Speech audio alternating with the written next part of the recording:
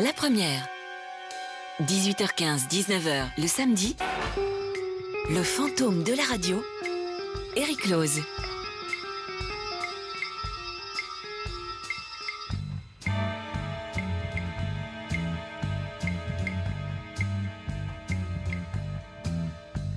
Bonsoir à toutes et tous, c'est le fantôme de la radio qui vous parle. Comme chaque samedi, je vous retrouve avec cette envie de partager quelques sons et quelques paroles qui ont jadis traversé les ondes. Vous le savez, je me faufile au cœur des postes de radio un peu partout en Belgique et même chez vous où j'écoute tous les jours avec attention ce que vous écoutez. Je me glisse aussi dans vos téléphones portables, vos tablettes, vos baladeurs, histoire de mieux savoir qui vous êtes et quel genre de programme vous préférez. Il m'arrive également de faire une petite visite à l'intérieur d'une télévision et de regarder ce qui s'y passe. C'est étonnant comme cela me change les idées. Toutes ces aventures m'ont permis d'accumuler dans ma mémoire des dizaines de milliers d'heures de souvenirs. Tous les programmes que j'ai vus et entendus y sont annotés et archivés. Chaque semaine, je vous en propose quelques extraits choisis autour d'un thème ou d'une personnalité au cours de cette émission que j'ai le privilège de vous présenter. Alors si vous avez encore un doute quant à mon existence, malgré tout ce que je viens de vous dire, restez bien à l'écoute. Vous constaterez très vite que seul un fantôme aux oreilles bien aiguisées peut vous raconter des histoires comme celles que je m'apprête à vous livrer ce soir.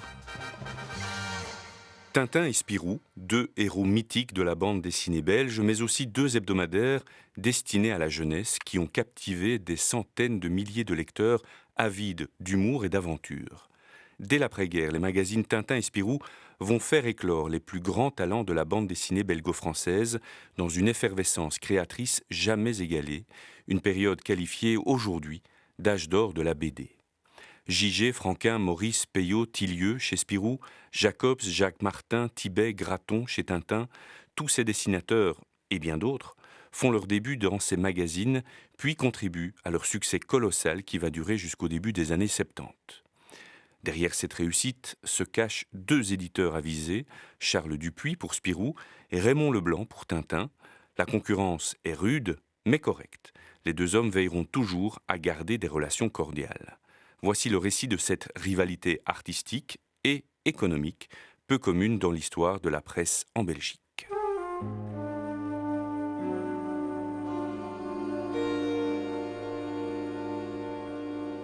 Cette histoire débute le 21 avril 1938. Le premier journal de Spirou sort de presse. La publication d'un magazine dédié exclusivement à la jeunesse, c'est une innovation en Europe. Cette audace, nous la devons à un imprimeur de la région de Charleroi, Jean Dupuis. La presse périodique, il connaît bien puisqu'il publie depuis les années 20, avec une certaine réussite, deux magazines populaires. Charles Dupuis, le fils de Jean, qui présidera aux destinées du journal pendant près de 50 ans, revient sur le lancement de Spirou dans une interview accordée en 1978. Nous avions à ce moment-là deux publications. Les Bonnes Soirées qui avaient été créées en 22, le Moustique qui a été créé en 24, les publications néerlandaises qui ont été créées par la suite. Nous n'avions pas de magazine pour enfants. Et c'est à ce moment-là que mon père et mon frère et toute la famille ont décidé de lancer un journal pour petits. Alors, comment se présentait le journal à cette époque? Ben, il y avait, comme toute la presse à ce moment-là, les magazines devaient acheter des séries américaines. Nous avions plusieurs dessinateurs belges, mais la moitié du journal était tout de même d'origine américaine. Alors, pourquoi Spirou, ce nom, justement? Mais Spirou, c'est un nom wallon. Le personnage, il était gai, espiègle, farfelu, courageux, un petit enfant adorable. Et en wallon, Spirou, ça veut dire ça. Pour créer ce personnage de Spirou, Dupuis fait appel au français Robert Velter, alias Robvel. Robvel donne vie à Spirou sous les traits d'un petit groom, habillé de son costume rouge aux boutons dorés. Ces aventures figurent évidemment en bonne place chaque semaine dans le journal. À ses côtés, des BD américaines, Charles Dupuis l'a évoqué, quelques récits et textes écrits pour la jeunesse et les premières planches d'un certain Joseph Gillin, plasticien doué et expérimenté, engagé en 1939, que les lecteurs vont apprendre à connaître sous le pseudonyme de Gigé.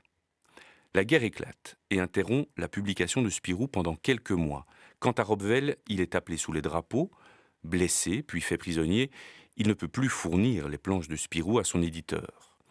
Malgré la pénurie de papier, Dupuis parvient à relancer l'hebdomadaire, mais en réduisant le nombre de pages. Robvel absent, c'est Gigé qui reprend Spirou en octobre 1940 et crée aussi d'autres séries comme Les aventures de Jean Valardy, Blondin et Cirage ou encore la biographie illustrée de Don Bosco. En 1943, Robvel abandonne définitivement le Petit Groom. Gigé reprend pour de bon les aventures de Spirou et devient le pilier de la rédaction. Il assure à lui seul le travail de plusieurs dessinateurs.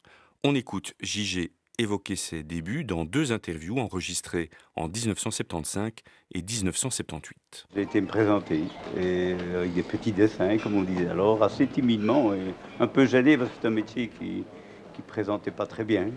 C'était accepté, puis j'ai travaillé pour eux. Quelles sont les séries que vous avez faites? Oh, d'abord Trinette tout au début, puis j'ai fait Spirou pendant 3 ans, je pense.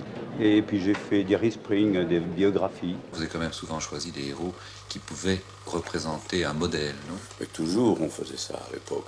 Ah, c'est parce que c'était la mode, vous croyez? Eh bien oui, on racontait des histoires édifiantes pour la jeunesse, non?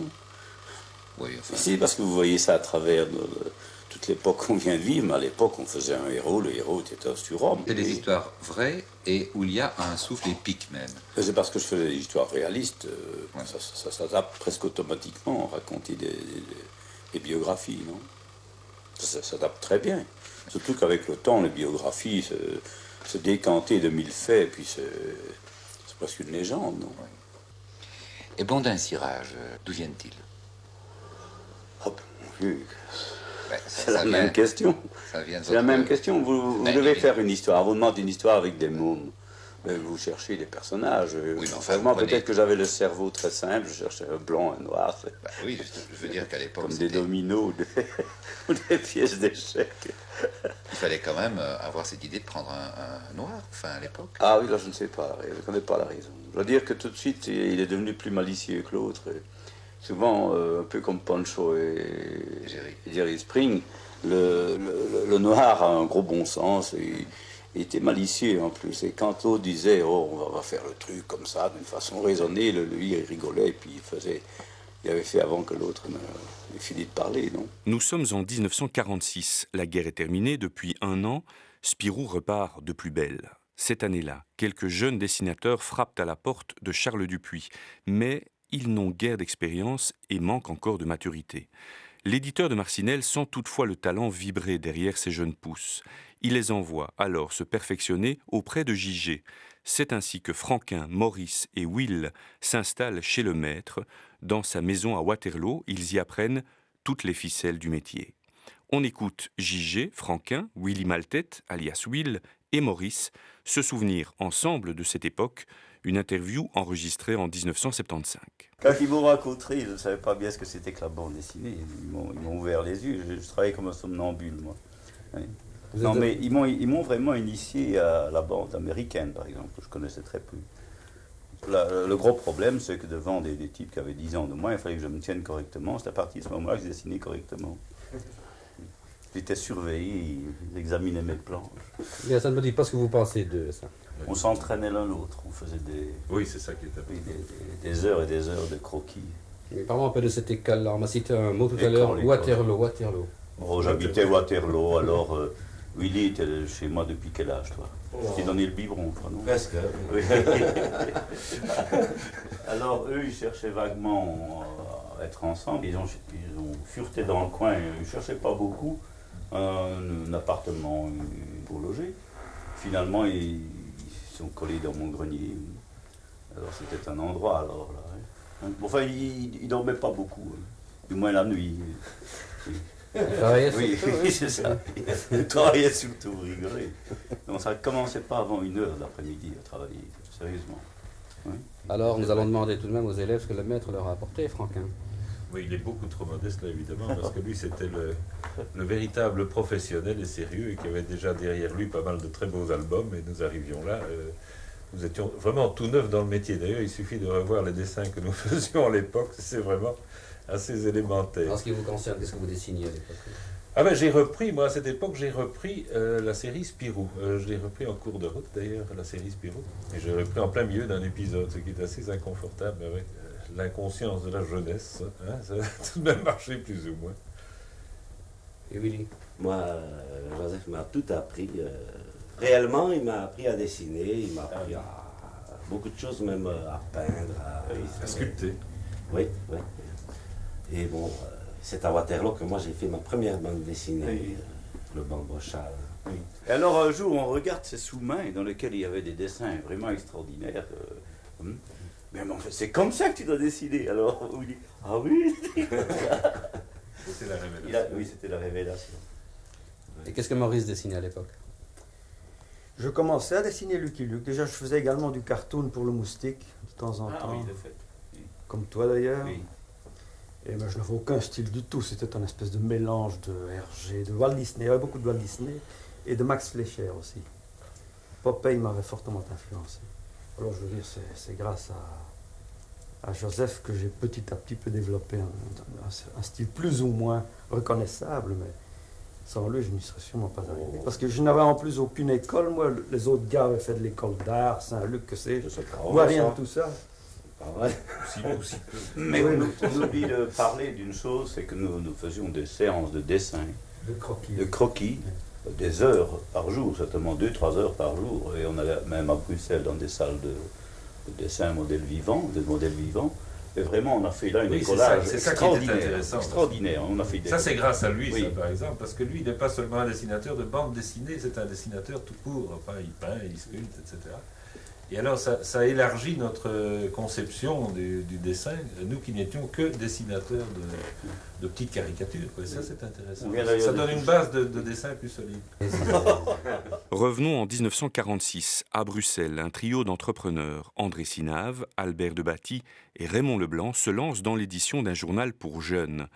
Ils souhaitent engager Hergé comme directeur artistique et bénéficier ainsi de ses conseils et de sa notoriété déjà très affirmée. Hergé accepte rapidement, mais il doit d'abord obtenir la fin des poursuites engagées contre lui à la Libération à cause de sa collaboration au Soir volé, le soir contrôlé par l'occupant.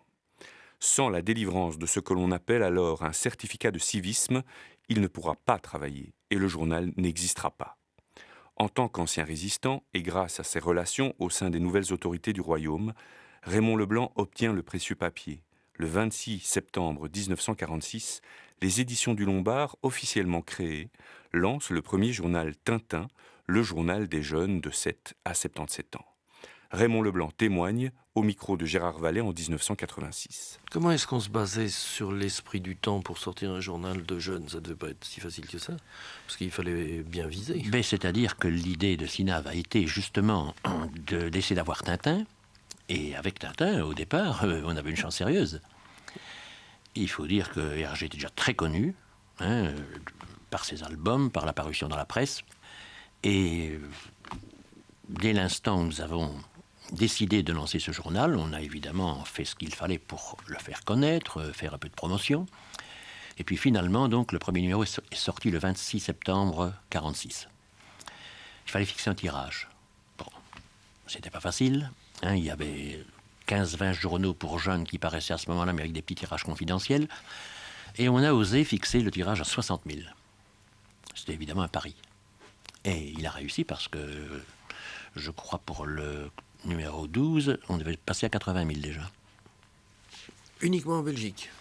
C'est-à-dire, à ce moment-là, c'était Belgique et Flandre. Parce que nous avons lancé le journal en 2 langues. 40 000 Français, 20 000 Flamands.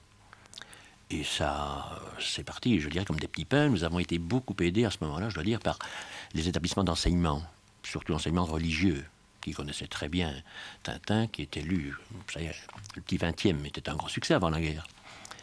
Et nous avons été aidés, et puis alors il y a eu un mouvement d'admiration spontanée. On a dit, tiens, Tintin, bref, la publicité de bouche à oreille a fonctionné, et c'est parti, je dirais, sans grande difficulté. Moi, j'ai eu la chance de sympathiser avec Hergé, parce que de ce temps-là, comme après d'ailleurs, il avait ses têtes. Hergé, c'est un homme extrêmement sélectif, et ça accrochait ou ça n'accrochait pas. Il en a été de même d'ailleurs avec les auteurs. Il y avait des auteurs pour lesquels il avait une grande admiration, d'autres un peu moins. Et une fois que nous avons établi cette, comment dirais-je, cette synergie, ça marchait relativement facilement. Encore qu'il y a eu des problèmes, parce que Hergé avait ses idées. Il était évidemment un artiste connu et très compétent. Moi, j'avais la responsabilité commerciale. Ça ne coïncidait pas toujours. Mais finalement, tout ça s'est très bien passé.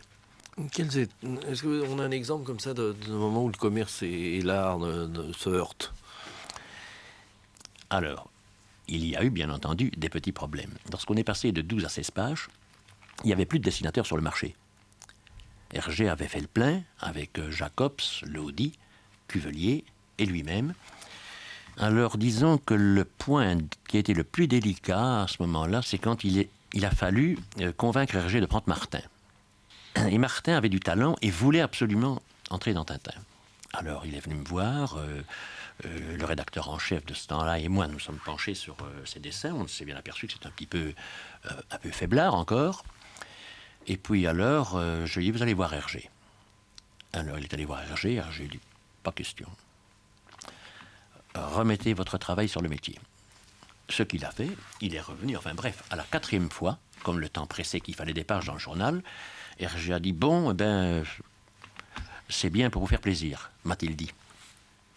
Mais depuis lors, Martin a fait des progrès considérables, et puis il est devenu collaborateur d'Hergé, et en fait un des bras droits d'Hergé. Et c'est pour vous dire que parfois, il y a des petits différends qui peuvent se transformer en réussite. Tout comme chez Spirou, l'équipe du journal Tintin est très restreinte. À côté d'Hergé, qui publie bien entendu les aventures de Tintin dans le journal, il y a 3 dessinateurs, Edgar Pierre Jacobs, Jacques Lodi et Paul Cuvelier, chargés d'animer les pages du magazine. Jacobs travaille pour Hergé depuis plusieurs années. Il réalise les couleurs et les décors pour les albums de Tintin. Les 2 hommes se connaissent donc déjà très bien et s'apprécient. Jacobs accepte de relever le défi du journal Tintin pour lequel il va créer le premier épisode de sa série mythique Blake et Mortimer, Le secret de l'Espadon. Le lancement de Tintin reste une expérience mémorable pour Jacobs. Il garde un souvenir très précis de la soirée qui a précédé la parution de l'hebdomadaire. La veille du lancement, enfin, il y a eu une veillée d'armes, comme il y a toujours dans les journaux. Alors là, d'abord, c'était une misère assez modeste au décor. Il n'y avait pas de meubles de luxe et tout ça se passait rue du Lombard. On avait juste de quoi, des casiers, il y avait un bureau pour la dactylo, il y avait 2 filles, il y avait le patron, il y avait les payeurs de fonds, évidemment, et puis, évidemment, dont l'un était le propriétaire du Roi, Port de Namur, du cinéma Roi, qui était Monsieur l'Allemand, qui était un charmant garçon, d'ailleurs. Mais tous ces types étaient pâles et tremblants. Il dit, qu'est-ce qui va sortir de notre fric? Et nous autres, on dit, oh, ça ira, ça ira, ça ira. Il fallait voir donc tous ces malamins. Ces gens, donc ces hommes mûrs et galeteux, comme ça, qui étaient genre, est-ce que vous croyez, est-ce que vous pensez que ça ira? Mais oui, faut pas t'en faire. Et bien entendu, plus la soirée s'avançait, plus ça allait, enfin. Vous savez qu'il y avait un seul journaliste qui assistait à ça, et c'était Pierre Fontaine, qui était du Rouge et le Noir, qui était ou le rédac ou le propriétaire, je ne sais pas. Mais c'était un braque, mais vraiment un type intelligent. C'était le genre canard enchaîné belge, en somme. Hein. Et lui était venu, il avait daigné se déranger. Ça fait qu'il était abreuvé largement, puis il y avait ces jeunes sylvides qui venaient servir à boire. Et on pompait. Mais tout ça dans l'euphorie la plus grande. Et à un certain moment, il a fallu transporter le journaliste chez lui parce qu'il ne tenait plus debout. Il y a eu des hommes de bonne volonté qui l'ont transporté. Et nous, je ne sais plus sur quelle heure ça a duré, mais la rigolade, c'est le lendemain matin, ça sortait le lendemain. Mais ça a été un départ sur les chapeaux de roue, ça a été foudroyant. Un succès extraordinaire. On avait peur de de Dupuis, là, hein, qui avait son Spirou. Ça, vraiment, et eux avaient peur de nous, mais nous, on dit, ils sont bien en place, ils sont déjà lancés, mais nous, qu'est-ce que ça va donner? Et ça a été un succès fabuleux, enfin, succès fabuleux. Je veux dire que le départ d'une fusée, c'est la même chose, enfin. Et on a eu tout de suite l'écho, hein, hop, ça partait, hein, tout était vendu, et ça fait qu'il y a eu un ouf général pour tout le monde. Dès 1946, les deux magazines, Tintin et Spirou, coexistent sur le marché. Chaque journal déploie son propre style. Spirou présente un profil fantaisiste et humoristique, avec des personnages plus cartoonesques, plus proches de la caricature, un style que l'on appellera l'école de Marcinelle, du nom de la localité où siègent les éditions Dupuis. De son côté, Tintin adopte une politique éditoriale plus sérieuse, plus rigoureuse, servie par des dessins plus réalistes. C'est l'avènement de la ligne claire de l'école de Bruxelles. La présence d'Hergé comme directeur artistique du journal n'est évidemment pas étrangère à cela. Un seul point commun unit les deux publications, le respect des valeurs chrétiennes et bien pensantes de l'époque, auxquelles sont très attachés Hergé et la famille Dupuis. Chaque semaine, le public s'arrache littéralement les nouveaux numéros de Tintin et Spirou. Mais attention, les lecteurs sont généralement très attachés à leur journal et achètent l'un ou l'autre, rarement les deux. Du côté des éditeurs, la concurrence est rude, on ne se fait pas de cadeaux, mais on se respecte. Dupuis ne débauche pas de dessinateurs dans l'écurie du Lombard et vice-versa. Parfois, ce sont les dessinateurs qui font la démarche de changer de camp, tels Franquin ou Machereau. On écoute les explications de Raymond Leblanc. Nous avions un concurrent redoutable qui était Spirou. Nous avons toujours eu une émulation de bonne aloi d'ailleurs. Hein. Nous étions concurrents sérieux mais corrects. Et il augmentait ses pages, il fallait bien que nous augmentions les nôtres et inversement. Donc il y a eu une espèce de lutte qui s'est terminée à 64 pages. Est-ce qu'on pouvait travailler dans les deux, en changeant de nom? De ce temps-là, ça ne se faisait pas beaucoup. Ça s'est fait après, mais rarement. Je dois dire qu'entre la maison Dupuis et Lombard, il y a toujours eu, disons, un gentleman agreement. Il le fallait d'ailleurs. Les petits problèmes ont commencé quand il y a eu des maisons françaises. Alors là, il y a eu de temps en temps un peu de débauchage. Mais entre les maisons belges, pas. À partir de 1946 et pendant une vingtaine d'années, une véritable effervescence créatrice se maintient sans faiblir, d'un côté comme de l'autre. Pour citer Hugues Daillet, grand spécialiste de cet âge d'or de la BD, la compétition entre Tintin et Spirou fait naître un climat d'émulation propice à l'éclosion de talents au sein des deux rédactions. Aux idées farfelues des uns, on répond par des trouvailles de génie, on crée des séries innovantes et des personnages extraordinaires. Chez Spirou, les tauliers se nomment Peyo, Roba, Maurice ou encore Tillieu. Dans l'écurie Tintin, il y a Tibet, Krenhals, Funken, Cuvelier et Bob Demore. La Belgique devient un carrefour de la bande dessinée mondiale et attire de nombreux dessinateurs étrangers qui souhaitent se faire publier au Lombard ou chez Dupuis. Un auteur belge marquera cette génération sans doute plus que les autres. Il est même considéré par ses pairs et à son corps défendant comme un des maîtres absolus du 9e art, André Franquin. Franquin se voit confier par Gigé les aventures de Spirou en 1946, puis crée Gaston Lagaffe, véritable anti-héros qui devient son personnage favori. On écoute Franquin évoquer les aventures de Spirou et la jeunesse de Gaston. J'ai dessiné Spirou et Fantasio pendant un peu plus de 20 ans et dans l'enthousiasme de la jeunesse, évidemment, tous on entreprend n'importe quoi. Mais je me suis rendu compte que ça m'a posé bien des problèmes et ça me posait des problèmes même inconsciemment et que j'étais surtout heureux quand je dessinais les personnages que je créais moi-même parce qu'ils venaient de mon fond à moi, de mes souvenirs, de mon enfance ou de mes... disons fantasmes, il est difficile de parler 10 minutes actuellement sans parler de fantasmes, mais je crois que c'est un peu ça tout de même. Évidemment, c'est un merveilleux pied à l'étrier. Hein. On vous donne tout à coup le personnage principal d'un journal comme ça. Bon, si vous ne mourrez pas de frousse ou de trac, ça va très bien et vous êtes lancé dans le métier. Et du jour au lendemain, au lieu d'être un petit dessinateur inconnu, vous devenez le dessinateur qui fait Spirou, le dessinateur qui fait un tel, etc. Et les premiers personnages que vous avez créé dans l'histoire de Spirou et Fantasio, c'est le comte de Champignac. Ah oui, le comte de Champignac, le maire dont l'idée d'ailleurs ne vient pas de moi, mais vient du frère de Ginin, Henri Ginin, qui est un jour arrivé chez moi avec un énorme cahier de brouillons. Il est instituteur et il y avait là-dedans de quoi faire de la bande dessinée pendant des années, parce que c'est un esprit extrêmement... comment dirais-je, qui est extrêmement généreux et productif et abondant. Et il m'amène un roman fleuve, vraiment, c'était de l'Alexandre Dumas, des trucs comme ça. Et il y avait déjà là-dedans le comte de Champignac, l'idée de sortir de l'énergie des champignons. Et enfin, il avait conçu tout ça, mais en infiniment plus compliqué que ce que j'ai fait. Alors moi, avec ma paresse, j'ai extrait de là la première série du comte de Champignac. Oh, les débuts de Gaston Lagaffe vient d'une sorte de farce qu'on a faite avec Delporte, qui était à cette époque rédacteur en chef de Spirou. Alors je lui avais dit un jour, on devrait faire dans Spirou un personnage sans emploi, un personnage de bande dessinée qui n'est pas dans une bande dessinée. Et en somme, ce personnage était inventé avant qu'on sache vraiment ce qu'il allait faire. On ne savait même pas s'il serait un gaffeur ou quoi que ce soit d'autre. Et on a amené ce personnage dans le journal pour égayer les pages, et on savait tellement peu où on allait qu'il y a tout ce dialogue rédigé par Delporte au début, ce dialogue de début de Gaston, Gaston qui n'est pas capable de dire pourquoi il est là.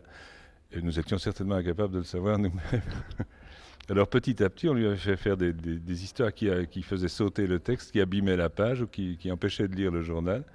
Et on trouvait que c'était la bonne farce, on ne croyait pas qu'on irait bien loin avec ça, mais un jour cette veine-là a été épuisée et on a pensé en faire une petite bande dessinée. Donc le personnage sans emploi avait trouvé son emploi dans une petite bande dessinée en dessous des pages. Voilà les débuts de Gaston. Et vous êtes inspiré de personnages réels? Non, pas du tout. Non. Je crois qu'on s'inspire instinctivement de soi-même. Vous savez, un dessinateur peut créer toute une série de caractères différents en prenant des morceaux de son caractère à lui, je crois. Et on peut créer ces personnages-là et leur contraire, d'ailleurs. Donc, c'est peut-être une sorte d'autoportrait, quelque part, comme on dit maintenant. Un autoportrait, à quel niveau?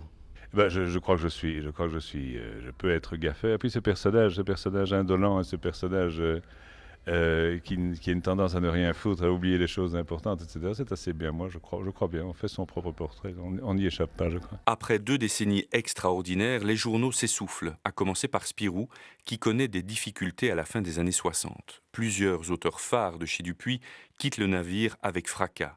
Maurice, Goscinny, Gigé et Charlier vont frapper à la porte de Dargaud, qui lance le journal Pilote en France. Après 20 ans de bons et loyaux services, Franquin arrête de dessiner Spirou, et pour couronner le tout, le mythique rédacteur en chef Yvan Delporte est remercié. Ce dernier revient quelques années plus tard, en 1977, avec une idée novatrice. En compagnie de Franquin, il propose à Charles Dupuis de publier dans Spirou un supplément gratuit, engagé, au ton plus caustique, destiné à un public plus mûr, le trombone illustré. Dupuis accepte, mais après 30 numéros, il met fin à l'expérience, jugée trop éloignée de la ligne éditoriale du journal. Yvan Delporte revient sur cette expérience 20 ans plus tard. L'expérience a suscité beaucoup d'enthousiasme quand même, mais elle n'a duré qu'1 an à peine. Pourquoi? Bon, petit A, c'était pas du tout pour amener un esprit frondeur dans le journal, c'est simplement parce qu'on avait envie de voir dans Spirou des trucs qui nous plaisaient bien, Franquin et moi. Par exemple? Gottlieb, Alexis, Tardy, Bilal, Comès, qui a fait ces superbes séries psychodramatiques, qui faisait du comique, Fmur. Il y avait là-bas tout des tas de gens venus de tout un tas d'horizons qui venaient travailler chez nous pour le plaisir de travailler dans un truc dans lequel eux aussi croyaient. L'éditeur qui avait, et c'est un grand mérite, qui avait accepté de nous laisser faire ce que nous aimions, l'éditeur avait toujours très peur. Il faut dire aussi que, on parlait tout à l'heure de l'enthousiasme d'un certain public, certes, mais aussi la rage d'un autre public de voir cet esprit frondeur, et la désaffection, notamment des services commerciaux, qui trouvaient que ce n'était pas commercial, que c'était pas l'esprit du journal et que ça a amené des idées pas très dans la ligne catholique. Oui, parce que vous évoquiez des événements, des préoccupations qui commençaient à tourmenter la société moderne. Ouais. Par exemple. Ah ben, il y a cette fameuse histoire d'Amnesty International. On voulait publier un article sur Amnesty International et on nous disait, mais non, Yvan, le public a besoin de détente et de joie. C'est pas en parlant de tous ces vilains problèmes de la société d'aujourd'hui que... Hein. Or, c'était justement ce qu'on voulait, Franquin et moi, c'était amener des sujets qui étaient un petit peu plus dans l'air du temps et qui n'étaient plus des contes roses. Mais on a trouvé que c'était courir 2 lièvres à la fois. On a trouvé que c'était un peu subversif. Chez Tintin, le déclin viendra un peu plus tard, à la moitié des années 70. Michel Gregg, scénariste très prolifique et très créatif, devenu rédacteur en chef en 1965, quitte subitement le journal en 1974. Une perte que le Lombard parviendra difficilement à combler, car Gregg avait apporté au journal du sang neuf et des idées novatrices. Il avait osé donner un sérieux coup de pied dans la fourmilière aux grandes dames d'Hergé qui voyaient ces changements d'un mauvais œil.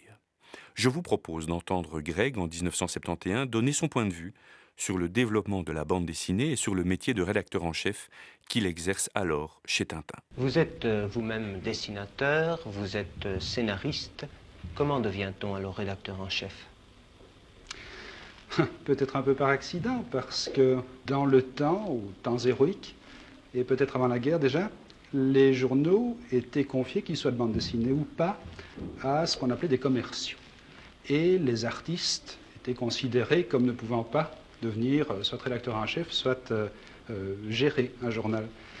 Et puis, petit à petit, la bande dessinée prenant son importance et les centres d'intérêt se multipliant, on s'est aperçu qu'il fallait puiser dans les rangs. Et à l'heure actuelle, les rédacteurs en chef des différents journaux de jeunes ont tendance de plus en plus, en Amérique comme ici, à devenir d'anciens scénaristes et d'anciens dessinateurs qui ont aussi un peu le sens de l'administration. Quelle politique suivez-vous et quelle politique maintenant allez-vous suivre? Est-ce que vous allez continuer la même évolution? C'est une grande question. Je ne crois pas qu'on puisse parler de politique, c'est très mauvais de parler de politique. Entendons-nous. Vous savez, disons de ligne de conduite. Oui, disons que dans ce genre de métier, tous les métiers de création, il y a 85% d'instinct et 15% de labeur. Mais notre instinct nous a permis, dans le journal Tintin, de rester en contact avec le public, pas seulement les jeunes, mais tout le public. De 7 à 77 ans. C'est devenu bien plus qu'un slogan maintenant. Les faits prouvent qu'effectivement, nous avons des lecteurs de tous les âges, même si tout le monde, peut-être, ne le dit pas encore ouvertement. Mais nous savons, nous, que nous avons vraiment des lecteurs de tous ces âges. Et nous sommes en contact direct avec eux. C'est pour ça que, je vous disais tout à l'heure, les sujets des bandes dessinées se sont élargis. Dans le journal, vous trouvez aussi des dossiers, des articles sur un tas de sujets qui sont les sujets de notre époque. Ça va de la pollution au racisme, à la guerre ou à la violence. Nous en parlons ouvertement. Et la bande dessinée a cessé, depuis un moment déjà, d'être une petite chose simplette, uniquement destinée à amuser les tout-petits. Ils sont toujours bien accueillis, les tout-petits.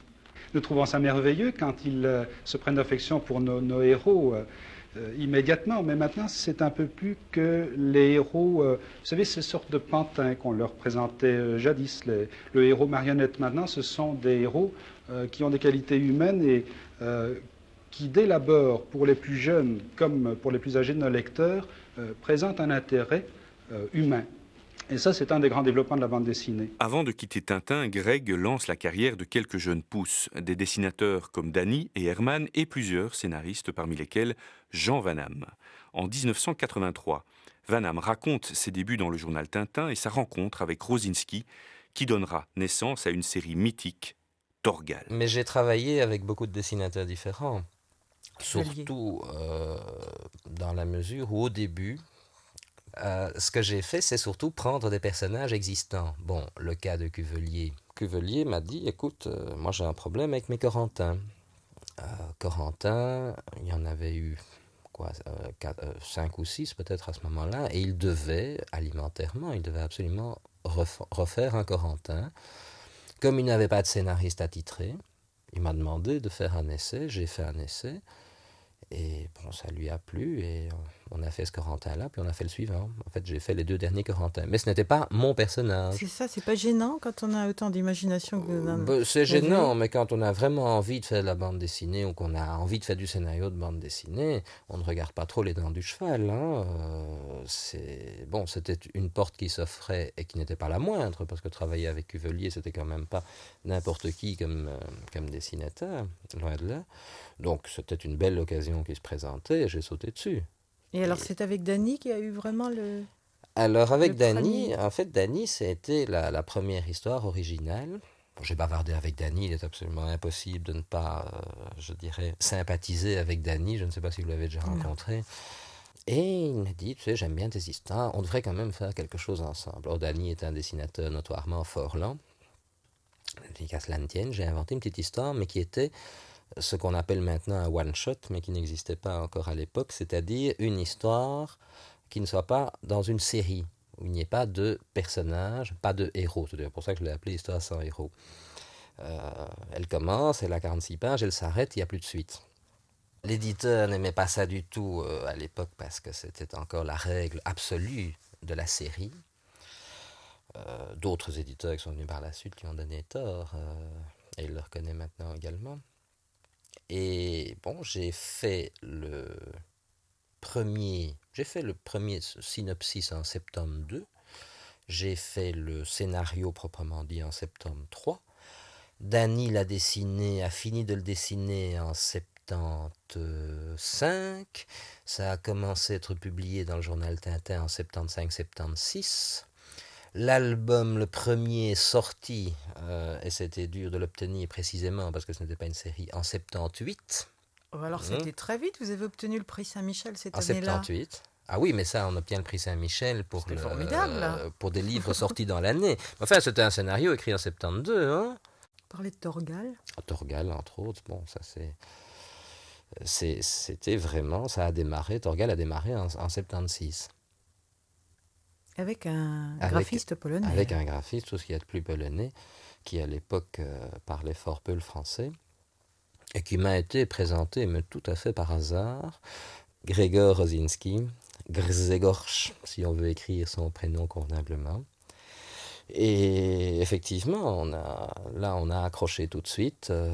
Alors, j'ai pris une page de scénario au hasard que j'avais faite pour un autre dessinateur, et j'ai dit comme à un élève, dessinez-moi ça pour demain.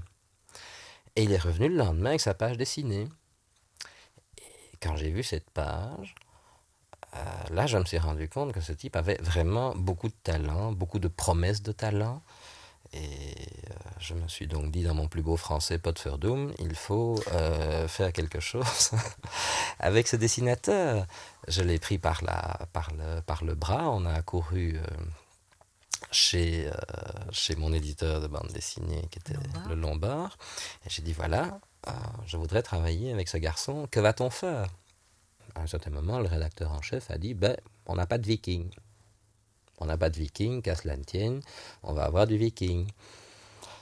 Alors, allons-y pour... C'est pas frustrant, ça, pour vous, comme ça de... Non, si ça ne m'avait pas convenu, j'aurais dit non. Et d'ailleurs, Torgal n'est pas du tout une histoire de viking, comme vous le constatez si vous feuilletez le truc.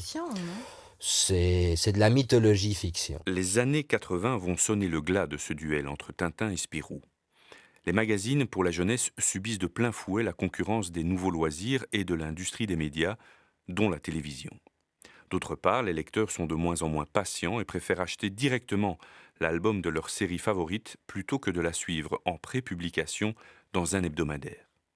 Le journal de Tintin sort son dernier numéro le 29 novembre 1988, après 42 ans de publication sans interruption.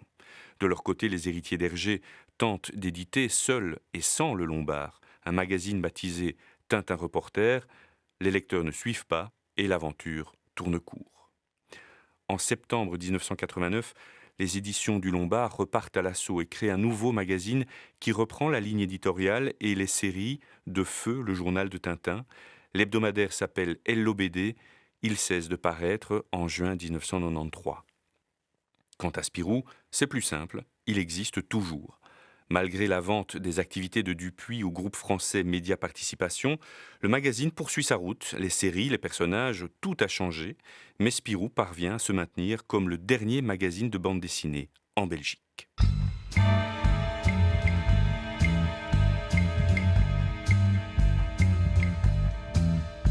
Vous écoutiez Le Fantôme de la radio, une émission écrite et réalisée par Eric Lose, avec le précieux concours de la Sonuma, l'entreprise qui préserve les archives audiovisuelles de la RTBF.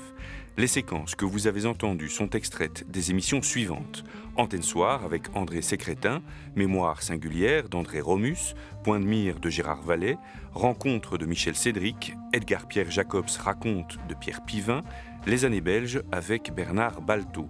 Recherche Ayrton Toued, programmation musicale Alexandra Vassen, enregistrement et montage Arnaud Herman. Merci de votre présence et à la semaine prochaine.